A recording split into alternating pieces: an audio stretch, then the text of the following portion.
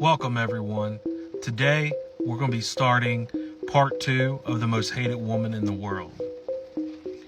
Now when we had last left off, we had sat there and talked about how Casey had sat there and gave birth to Kaylee Anthony back in 2005.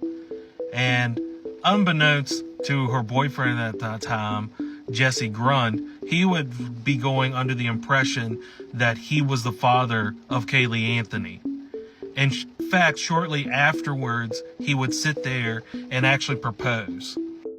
And they would do a DNA test and find out that Jesse was actually not the father. But he had still wanted to be in Casey's life and actually wanted to step up and be a father to Kaylee. But he eventually would sit there and call that relationship off, just saying that she was becoming way too eccentric and wild to be in a relationship with, and he eventually had broke it off. And shortly after the breakup, she would actually get back into the partying world and would sit there and be drinking and smoking and partying with her friends. And shortly after the breakup, she would start seeing another man who was a DJ at a local club. And this is pretty much how her life went for a while. Sometimes she would actually appear at the man's house with her daughter Kaylee, and sometimes she would sit there and say that her nanny Zerneda was sitting there watching the child. And in June of 2008, Cindy and Casey would actually get into an altercation. And she would sit there and say that she was going to be leaving for a couple of days for a work trip out of town. And she would be packing her bags, but when she packed her bags, she definitely packed more clothes than for a couple of days. And she had sat there and told her mother that while she was going on this work trip, she was going to be taking her daughter Kaylee, and she was also going to be taking her nanny Zerneda. But ironically, neither Cindy nor George thought that was fishy whatsoever. And later on that day, she would actually arrive at her boyfriend's house, and he would say that Kaylee was nowhere near to be found. And he would sit there and ask where Kaylee was, where she would just sit there and say, "Oh, Zanny the nanny has my daughter. She's watching her while I'm staying here."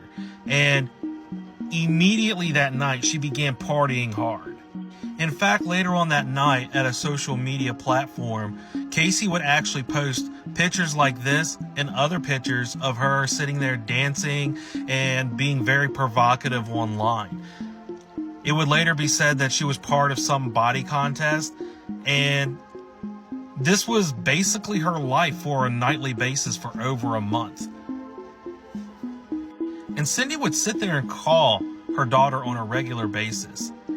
And Casey would either not answer the phone or just kind of blow Cindy off completely whenever she would sit there and ask to speak with Kaylee, etc.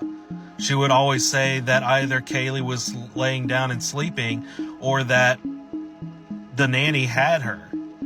And George and Cindy were starting to get a little worried.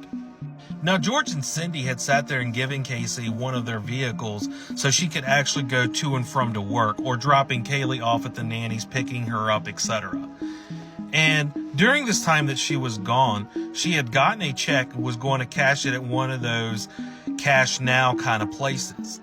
And she didn't have a lot of gas. In fact, the car was going right on fumes, to the point that the car got her directly to this business place. And when she had cashed her check, she had realized to have it towed to a gas station would actually be equivalent to what the check was. And she really didn't want to sit there and spend her entire check on the car. So instead of sitting there and calling her parents, she basically abandoned the car in the middle of nowhere. And the business would actually sit there and actually have the car towed. And because the car was not in Casey's name, the tow company actually called George and actually informed him that they had towed the car. Now, George was kind of puzzled at this point because he was under the premise that his daughter was on a business trip and didn't understand why the car had been impounded. So upon arriving at the impound, George went up to the guy that worked there and they took him to the car. And what made him even more puzzled was when he opened the door, the car had a very pungent smell. And being that he used to be a police officer, he recognized the smell. And he rolled down the windows and drove home. To which he would sit there completely livid and ask Cindy to come check the car out. And they had both realized the car smelled like a dead body.